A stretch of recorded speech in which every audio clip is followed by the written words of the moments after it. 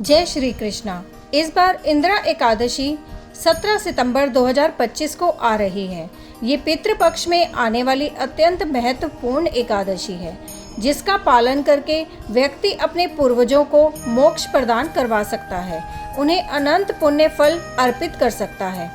अश्विन मास के कृष्ण पक्ष में आने वाली इंदिरा एकादशी श्राद्ध के समय में आती है और इसलिए इसका पालन भी शास्त्रोक्त विधि से पूर्ण नियम अनुसार करना चाहिए।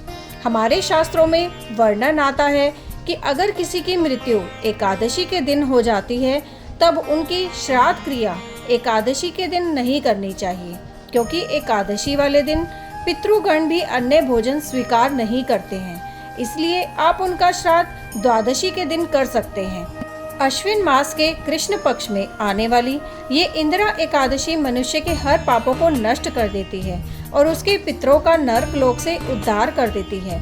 कई बार ऐसा देखा जाता है, संपूर्ण वर्ष के दौरान कुछ एकादशियों का पालन नहीं हो पाता या किसी कारण से उसमें त्रुटियां रह जाती हैं, व्रत खंडित हो जाता है। तो ऐसे में चतुर्मास में आने वाली प्रत्येक एकादशी का पालन पूर्व निष्ठा और नियम पूर्वक करना चाहिए, और उसमें भी आज की एकादशी यानी कि इंदिरा एकादशी पितृपक्ष के विशेष समय में आ रही है। किसी परिवार में किसी पूर्वज की या परिवार के किसी सदस्य की आकस्मिक मृत्यु हो गई है या उनकी गति नहीं हो पाई है, तो ऐसे में आज की एकादशी उन्हें अर्पित करनी चाहिए। प्रातः काल से लेकर कल पारण तक के समय में अधिक से अधिक हरे कृष्ण महामंत्र का जप उनके लिए करना चाहिए, उपवास का पालन करना चाहिए। तो चलिए ऐसी मंगलमयी एकादशी के उपलक्ष्य में हम उन्हीं से जुड़ी हुई इस पौराणिक कथा का श्रवण करते हैं। आइए आज की इंदिरा एकादशी कथा का आरंभ करते हैं। धर्मराज युधिष्ठिर भगवान श्री कृष्ण से कहने लगे कि हे भगवान, अश्विन कृष्ण एकादशी का क्या नाम है, इसकी विधि तथा फल क्या है, कृपया करके मुझे बताइए। भगवान श्री कृष्ण कहने लगे कि इस एकादशी का नाम इंदिरा एकादशी है। यह एकादशी पापों को नष्ट करने वाली है तथा पितरों को अधोगति से मुक्ति देने वाली है। हे राजन, ध्यान पूर्वक इसकी कथा का श्रवण करो। प्राचीन काल में सतयुग के समय में महिष्मती नामक की एक नगरी में इंद्रसेन नाम का एक प्रतापी राजा धर्म पूर्वक अपनी प्रजा का पालन करते हुए शासन करता था। वह राजा पुत्र पौत्र और धन आदि से संपन्न और विष्णु का परम भक्त था। एक दिन जब राजा सुख पूर्वक अपनी सभा में बैठा था, तो आकाश मार्ग से महर्षि नारद उतरकर उसकी सभा में आए। राजा उन्हें देखते ही हाथ जोड़कर खड़े हो गए और विधि पूर्वक उन्हें आसन दिया।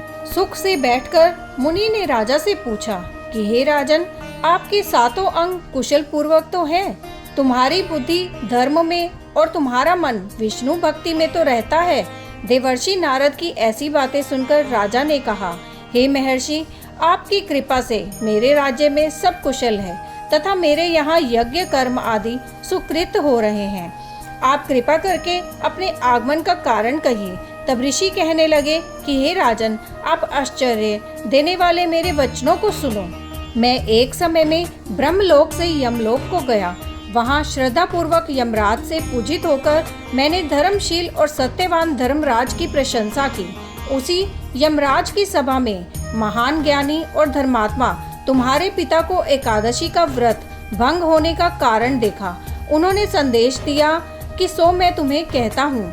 उन्होंने कहा कि पूर्व जन्म में कोई विघ्न हो जाने के कारण मैं यमराज के निकट रह रहा हूँ। सो हे पुत्र, यदि तुम अश्विन कृष्णा इंदिरा एकादशी का व्रत मेरे निमित्त करो तो मुझे स्वर्ग की प्राप्ति हो सकती है। इतना कहकर राजा कहने लगा कि हे महर्षि, आप इस व्रत की विधि मुझसे कहिए। नारद जी कहने लगे, अश्विन माह की कृष्ण पक्ष की दशमी के दिन प्रातःकाल श्रद्धा पूर्वक स्नान आदि से निवृत्त होकर पुनः दोपहर को नदी आदि में जाकर स्नान करें। फिर श्रद्धा पूर्व पितरों का श्राद्ध करें और एक बार भोजन करें। प्रातःकाल होने पर एकादशी के दिन दातुन आदि करके स्नान करें।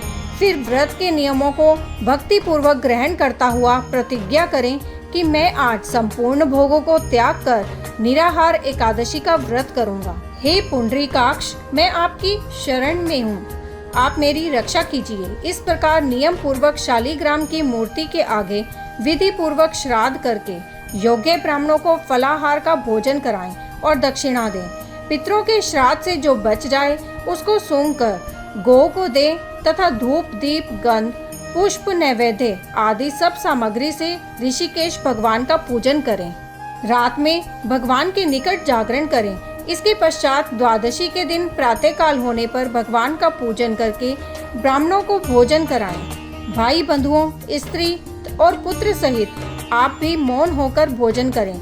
नारद जी कहने लगे कि हे राजन, इस विधि से यदि तुम आलस्य रहित होकर इस एकादशी का व्रत करोगे तो तुम्हारे पिता अवश्य ही स्वर्गलोक को जाएंगे। इतना कहकर नारद जी अंतर्ध्यान हो गए। नारद जी के कथनानुसार राजा द्वारा अपने बांधवों तथा दासों सहित व्रत करने से आकाश से पुष्प वर्षा हुई और उस राजा का पिता गरुड़ पर चढ़कर विष्णु लोक को गया।